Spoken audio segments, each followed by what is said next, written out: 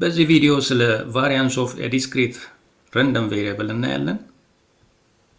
Let x be a discrete random variable with probability mass function is variance of that discrete random variable x ማለት expectation of random variable x minus expected value of x square ማለት ነው።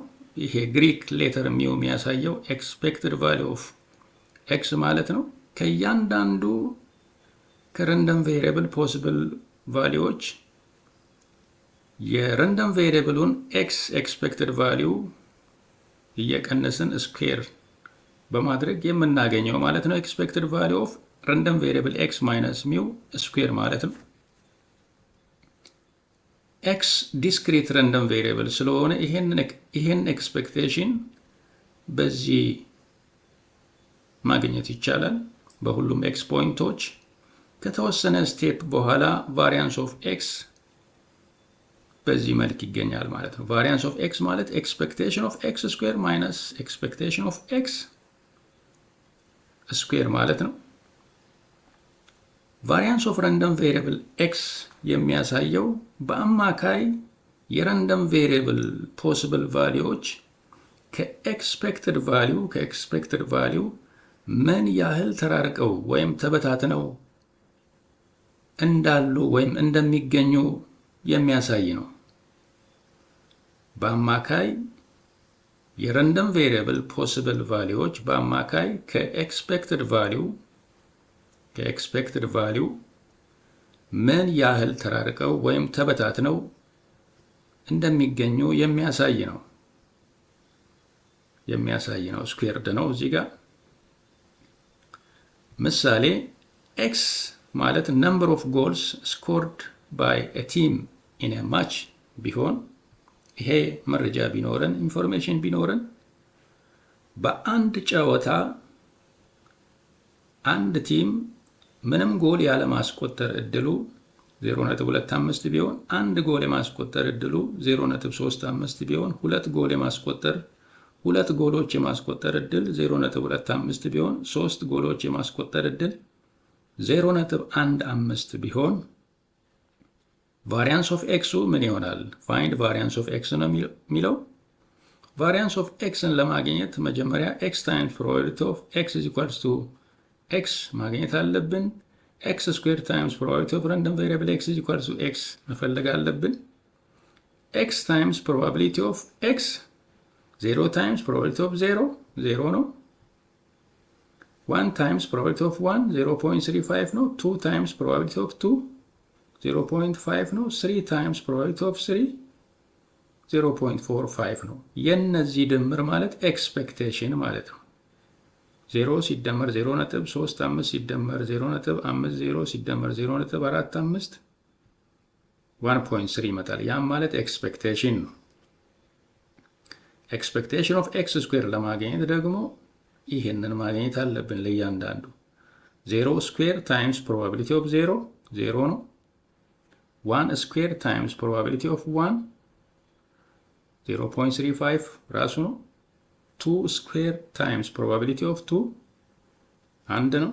3 square times probability of 3 1.35 ነው። የነዚህ ድምር ማለት expectation of x square ማለት ነው 2.7 ይመጣል። ስለዚህ variance of x ማለት expectation of x square 2.7 ሲቀነስ expectation of x square ማለት ነው 1.3 square ማለት ነው። ይሄ ይመጣል ሲቀናነስ 1.01 ይመጣል። 1.01 ይመጣል። ሌላው properties of the variance of random variable የተወሰኑ ፕሮፐርቲዎችን እናያለን። የቫሪያንስ of random variable let x and y are random variables and a b and k are constants ቢሆኑ variance of x ማለት ሁሉ ጊዜ greater than or equal to 0 ነው። ሁለተኛው variance of x is equal to 0 ነው።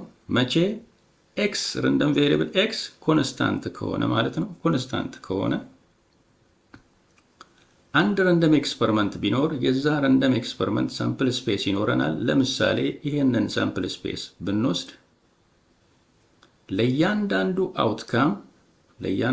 አውትካም ኤክስ ኦፍ ዛት አውትካም ስንል ኮንስታንት ነምበር ኬ የሚሰጥ ከሆነ x of omega 1 is equals to x of omega 2 is equals to x of omega 3 omega 4 x of omega 5 k የሚሰጥ ከሆነ ቫሪያንስ ኦፍ x ማለት 0 ነው ማለት ነው። ለምን x ኮንስታንት ነው። እዚህ ጋር x ኮንስታንት ነው፣ ምንም ቫሪዬሽን የለም። በረንደም ቬሪየብል ፖሲብል ቫልዩዎች መካከል አንድ ፖሲብል ቫልዩ ብቻ ነው ያለው። ለረንደም ቬሪየብል x አንድ ቫልዩ ብቻ ነው ያለው።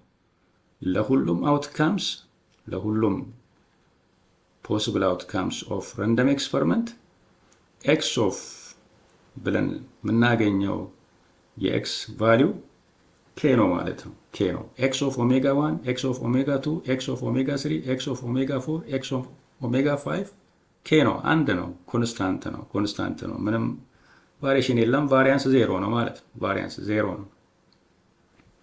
እሱንም ይሄንን በመጠቀም ማግኘት ይቻላል። x ማለት k ነው። k square expectation of k square is k square expectation of x ማለት k ስለሆነ expectation of k ማለት ራሱ k ነው። እዚህ ጋር ስኩዌር አለ። k square minus k square 0 ነው። ሶስተኛው variance of a times x is equals to a square times variance of x ነው። እዚህ x ቦታ ላይ a times x ይገባ፣ እዚህ ጋርም x ቦታ a times x ይገባል፣ እዚህ ጋርም a times x ይገባል። ይህን በመጠቀም ይህን ማሳየት ይቻላል።